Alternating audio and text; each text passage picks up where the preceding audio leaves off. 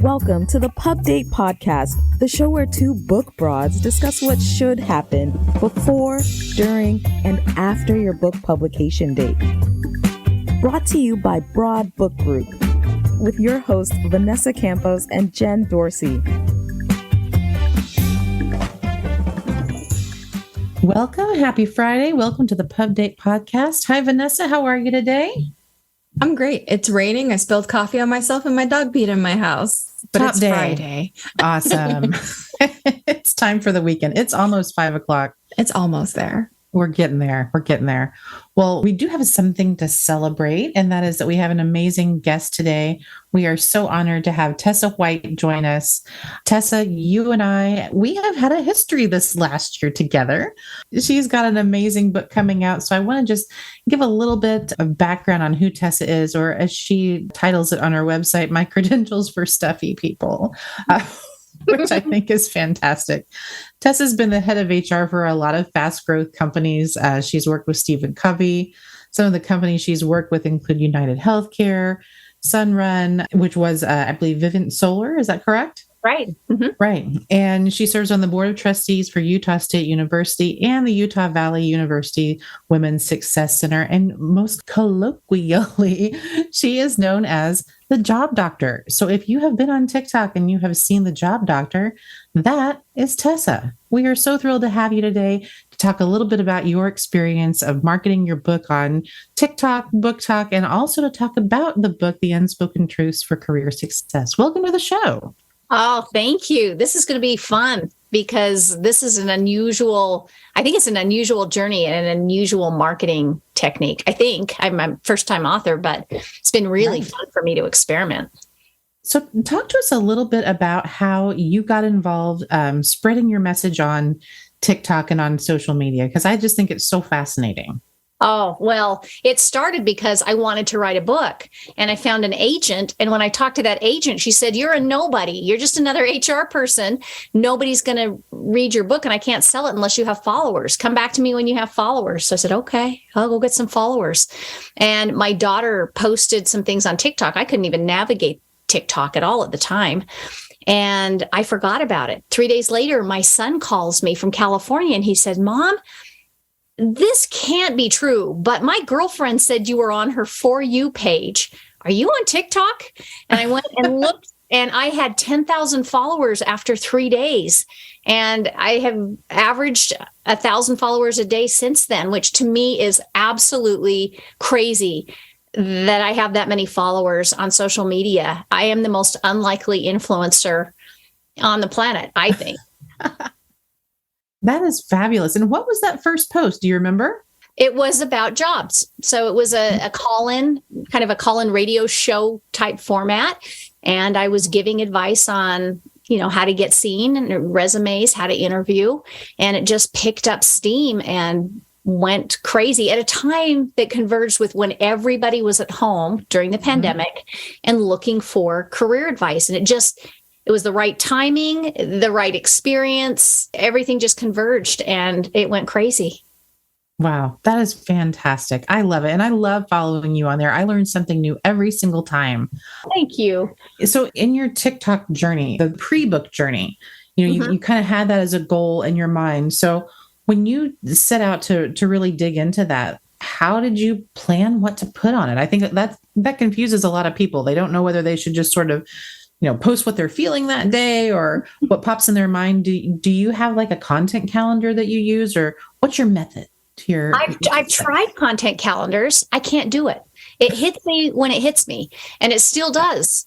And so I have to I read voraciously. So I read a lot of business articles and trends, and then I have a Rent My Brain consultancy. And as I hear different trends, I immediately will go in and do TikToks. And what I find is I might do 5 in a day and, spread them out during the week. But when I've had somebody come to film them, I can't do it that way. It has to be in the moment. And as a result, my TikToks are janky. I mean, sometimes I have no makeup on. Sometimes, mascara smeared down my face. It hits me when it hits me. But I have found that people respond to the content and actually have a lot of forgiveness about everything else, the film quality. And when I tried to do some really professional ones, they didn't do nearly as well. I think people want to see authenticity. Absolutely. To me, when I get on there, and I'm definitely not on there as much as my kids are. I will readily admit that. But when I do, and those for yous pop up, it's the most compelling stuff is just people being themselves. And I think people have a BS-o-meter, and they know when it's highly stylized and produced, right? I agree. Yeah. Yeah. And that is definitely authenticity is one of the reasons why a lot of authors, I think, end up writing a book because they share their story like you. I mean, this may be the fourth career book that I've picked up in the last 2 years since the pandemic started. And they're all written really differently. So they're all bringing different value. And so I really appreciate that you've gone in and it's just like, it's happening. And it's just like, turn it on and go. How long did it take you to actually, I'm going to say the courage, because I don't have the courage to do that as of yet, to actually like, just go, let's do this? Well, if you mean go do this, write a book, that was always the goal. If you mean go do this, be an influencer, it was never the goal. It just was fallout from wanting to write a book. And I just, something happened when I hit about 52, when I quit my corporate job at the height of my earning potential. I was making bank. I just one day woke up and I had no more fear. I don't know why that happened, but suddenly I wanted to try water skiing or, jet skis. And I wanted to try things I'd never tried before. I didn't dare. And I just thought, I'm not getting any younger. Let's go for it. And it is really a gift to not be fearful. And it's, when I started posting the TikToks at first, the first few I did, I immediately erased. I went, oh my gosh, this is horrible. I look horrible. I sound horrible. Nobody's going to listen. And then I thought, you know what? What the heck? Let's go for it. Let's just see. And the more I allowed them to just live, no matter how ridiculous I thought I sounded, I realized that nobody's watching close enough or that close. I'm my greatest critic. And I just started to put out the content, whether people liked it or not. And I figured I would find my audience, and it worked. So I've tried things I never would have guessed I would have tried. It's really fun. It's really fun to live without fear at this age. Absolutely. And speaking of that, we are also Facebook friends. And I noticed that you went fishing this weekend and you caught these massive fish. Yeah. That is amazing. I mean, talk about no fear. I wouldn't even know where to start to go out into the wilderness and do something like that. Yeah, I loved your pictures. That was one of the things I said. I saw an opening and I went, I think I'm going to sign up. And I read Shonda Rhimes' book, Yes. And she said, say yes more. So I started saying yes more. And it opened up everything, deep, deep friendships. It opened up opportunities with books and television and media. And it's just been incredible for me over the last couple of years. Well, and especially since the book came out, because you've had quite a whirlwind book launch. You've been to New York and Vegas. Tell us a little bit about that, because I don't think everyone gets to have that kind of experience. So what was it like? I know. Ordinary girl has amazing experience. I'm just me. I'm just this little old me. We went to New York and my picture was up on the billboard in Times Square, which was really trippy to see. And we went around to businesses like LinkedIn and we did a man on the street video taping for media, because we've got Jimmy Fallon and some other shows really interested in that format to do Job Doctor as a guest. I mean, can you imagine me standing in the middle of New York with a microphone asking people career questions? How crazy is that? And yet I did it and it was fun and it was really successful. And then I went from that to New York to the first big keynote on the book. And again, I'm going to LA in a couple of weeks and we're just going to keep going on this great journey. And what's happening is as people hear about it, we're getting more and more calls. What a gift to go visit other companies and share the message, because there really is an adversarial nature between employees and employers right now. And if the book can help make people and companies partners again, it's just very well timed message to have a book out on that topic right now. So here's hoping for more success.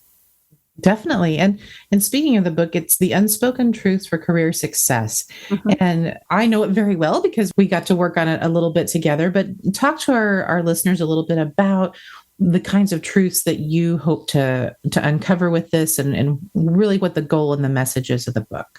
The message really is around what's happening, I think, with employers. Burnout is a real thing.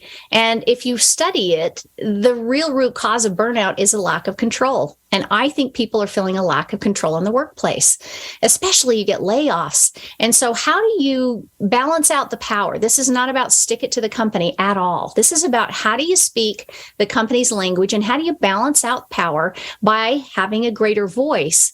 So I teach people what I've seen, the thousands upon thousands of case studies of people in the conversations I've seen behind closed doors that everybody misses out on, and what helps people get ahead.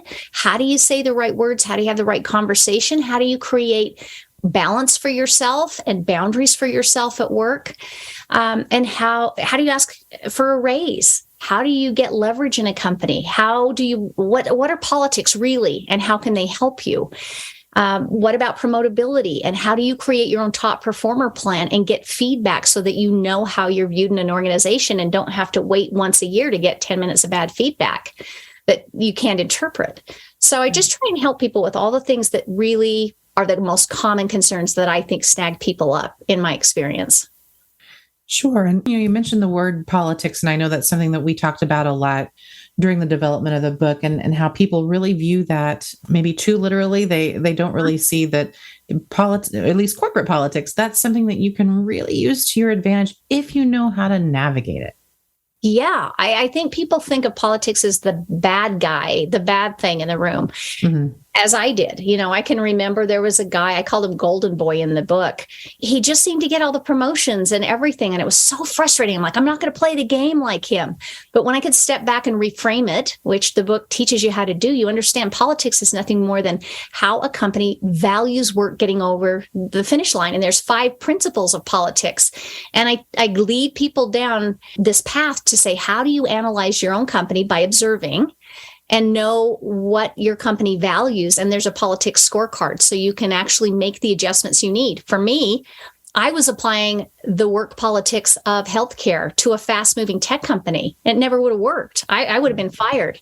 But if you read it correctly and make the adjustments, it can make the difference of whether you like your company and whether you succeed and whether you fail. Oh, yeah. And culture plays such a role in that, too. I mean, they kind of go hand in hand, right? Very the much. Politics piece and the culture piece. Very much. In fact, some people like to call it culture. I call it politics, but very, very closely related. They're in the same family for certain. Yes. It's about way more than eating birthday cake in the break room, I think. Yes, it is. That's there, too. But, Bagel Friday and all that stuff. Well, the book I just think is such a gift to the people who read it, because you really do speak from the heart in it. And to me, that is such a value from a subject matter expert like yourself, because you're not taking it and making it overly academic. It's not dry. I mean, you write in a very fun and engaging style that just makes people love you. And I think that's what is your secret sauce, I guess, on TikTok as well. So I do believe people don't want theory. They don't want big, long books. And how do I apply this theory? People want quick, actionable, how do I do it? They just do. And so that's why the book is more reference guide and manual than it is read from start to finish, chronologically. I have charts. Do this, not that. Here's the script. Here's the case study on this, so you know how to apply it and make it really, really simple for people to get across the finish line, some of these concepts. That is so great. I'm going to use it for sure. I think we all are.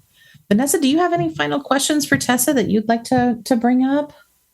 I actually do. And this is something that I was always, I'm always hesitant to buy a new author's first round of books, because it's always a hardback, especially with a publisher, like HarperCollins, that is usually the first edition. But then I went to the store, I picked up my copy, and it's a paperback.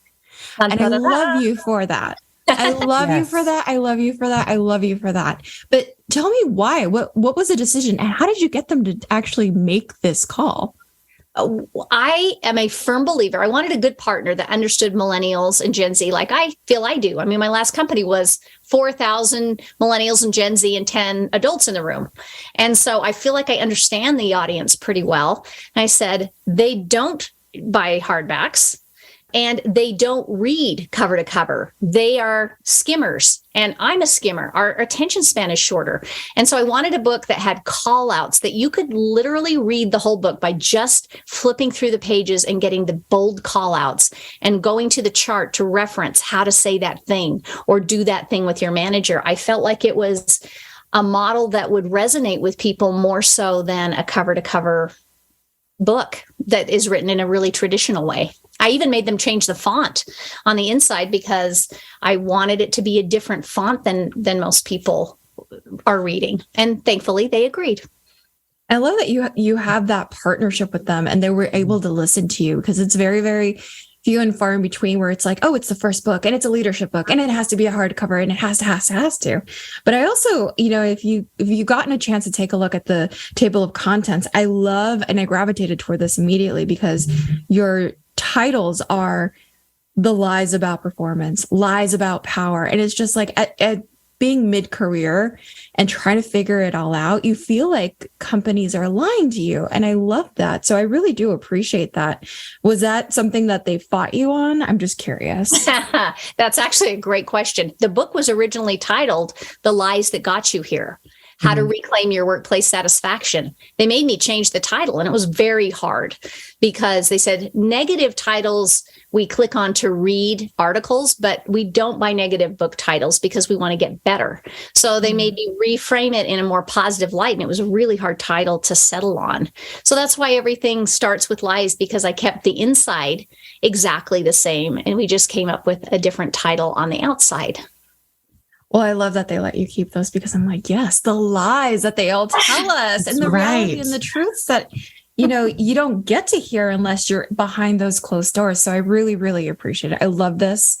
I love that it's in a paperback.